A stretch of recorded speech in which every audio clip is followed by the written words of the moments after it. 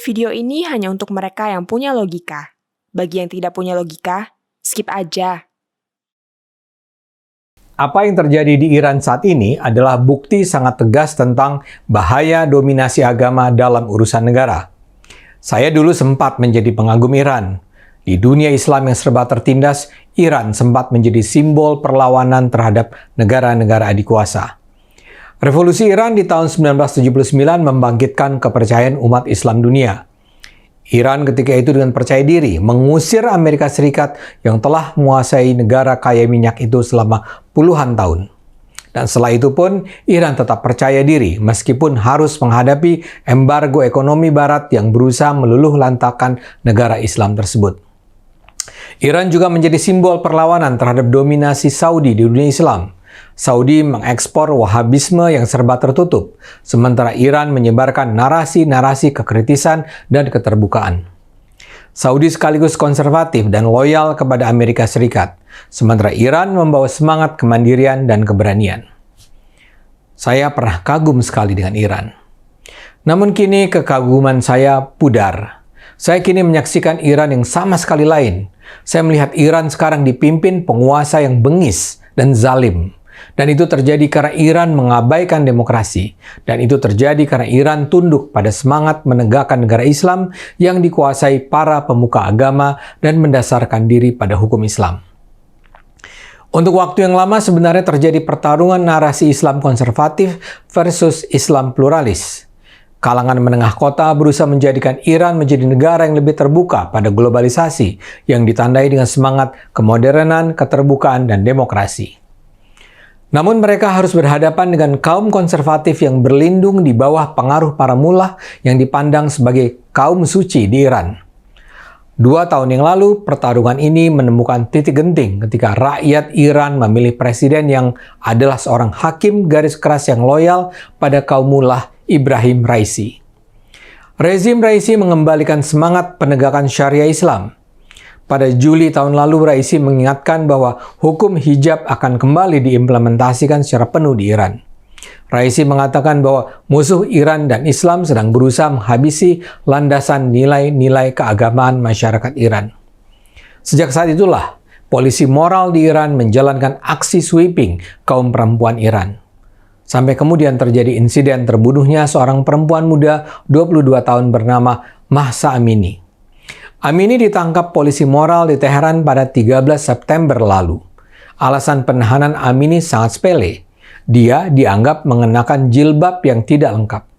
Amini sebenarnya mengenakan jilbab. Pakaiannya pun longgar, tidak menampakkan lekuk tubuh. Tapi jilbabnya masih menyisakan sebagian rambutnya terlihat.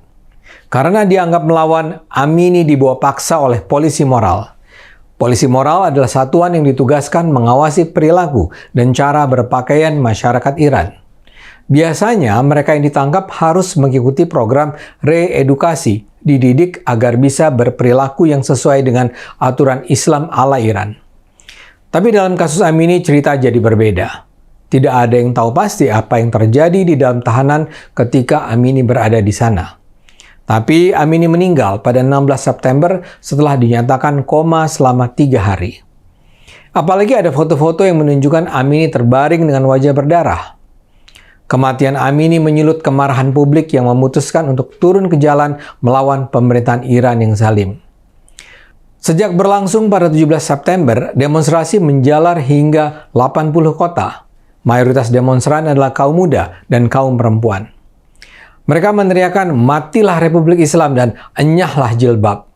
Para demonstran perempuan tampak ramai-ramai melepas jilbab mereka lalu membakarnya. Video demonstran perempuan yang memotong rambutnya viral di media sosial dan menginspirasi perempuan lainnya mengikuti aksi serupa. Namun yang menyedihkan, rezim Iran menghadapi protes rakyat itu dengan tangan besi. Mereka menyerang dan memukuli para demonstran. Mereka bahkan menembaki demonstran dengan peluru tajam. Pasukan Garda Revolusi Iran juga diturunkan untuk menangani demonstrasi. Menurut organisasi HAM Iran, setidaknya ada 469 orang terbunuh, termasuk anak-anak dan wanita. Dengan alasan para pengunjuk rasa melawan kehendak Tuhan, penguasa Iran bahkan menghukum mati sejumlah aktivis muda. Salah satu contoh adalah seorang remaja bernama Mehdi Muhammad Difard. Dia berusia 18 tahun. Dia ditangkap dengan dakwaan membakar pos polisi lalu lintas.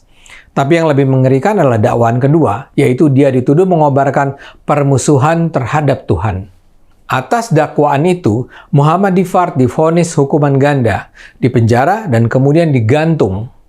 Aktivis hak asasi manusia dan pakar hukum Iran, Moin Kazaili, mengkritik vonis tersebut. Kata Kazaili, satu-satunya bukti yang memberatkan Muhammad Difard adalah pengakuan yang diperoleh secara paksa setelah ia disiksa berjam-jam. Selama menjalani peradilan, Muhammad Difard juga tidak diberi akses ke pengacara. Ini bukan vonis hukuman mati satu-satunya yang dikeluarkan rezim Iran. Iran Human Rights (IHR) menyatakan ini adalah cara rezim Iran mengintimidasi para demonstran. IHR mencatat sedikitnya 100 demonstran terancam dieksekusi mati. Eksekusi mati itu sudah langsung mendapat kecaman dari dunia internasional. Menteri Luar Negeri Inggris James Cleverly mengatakan darahnya mendidih mendengar eksekusi itu. Dunia tidak bisa menutup mata terhadap kekerasan yang dilakukan oleh rezim Iran terhadap rakyatnya sendiri, kecamnya. Kecaman juga datang dari Menteri Luar Negeri Jerman Annalena Baerbock. Penghinaan rezim Iran terhadap kemanusiaan tidak mengenal batas, ucapnya. Sementara Amnesty International mengatakan pengadilan palsu telah mengintimidasi para demonstran. Iran harus segera menahan diri dari upaya hukuman mati, seru lembaga itu. Pemerintah Iran tak pandang bulu. Hukuman keras diberlakukan bahkan pada kaum selebritis yang terkenal di dunia internasional. Contohnya saja, artis terkemuka Iran Taraneh Alidosti. Dia menjadi pusat perhatian dunia sebenarnya setelah aktingnya di film Iran peraih Oscar The Salesman. Alidosti dikenal sebagai feminis yang gencar memperjuangkan hak perempuan. Dia kini ditangkap setelah mengkritik hukuman mati terhadap pengunjuk rasa. Alidosti terang-terangan mendukung demonstrasi besar-besaran di negaranya. Di Instagramnya, Alidosti menampilkan foto dirinya tak berjilbab. Dia memegang kertas bertuliskan, "Wanita, kehidupan, kebebasan." Dia juga mengungkapkan solidaritasnya kepada pemrotes yang dieksekusi pada 8 Desember lalu. Sebelum ditangkap, dia menyatakan tidak akan pernah lari meninggalkan Iran. "Saya akan terus berjuang dan akan menanggung apapun demi perjuangan hak-hak saya," tulisnya. Selain Alidosti, ada banyak public figure yang juga ditangkap, termasuk olahragawan, aktor, dan influencer. The New York Times mengabarkan tak ada tanda-tanda pemerintah Iran bersedia mengatasi kekerasan dengan cara damai. Kita mungkin hanya bisa berdoa Tuhan memberi kekuatan bagi masyarakat Iran yang sedang memperjuangkan kemerdekaan mereka. Mudah-mudahan Tuhan membukakan jalan bagi perjuangan rakyat Iran. Ayo gunakan akal sehat, karena hanya dengan akal sehat, dunia akan selamat.